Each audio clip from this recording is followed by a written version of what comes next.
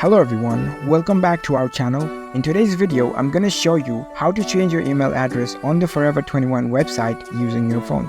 It's a very simple process, so we're gonna dive right in. First of all, unlock your phone and make sure you are already connected to the internet and head over to your preferred web browser. In the web browser, navigate to the Forever 21 website and make sure you are logged into your Forever 21 account. Once you are logged in, you will see this home interface. Here you can see the profile icon at the top right corner. Tap on it. It will open your profile page.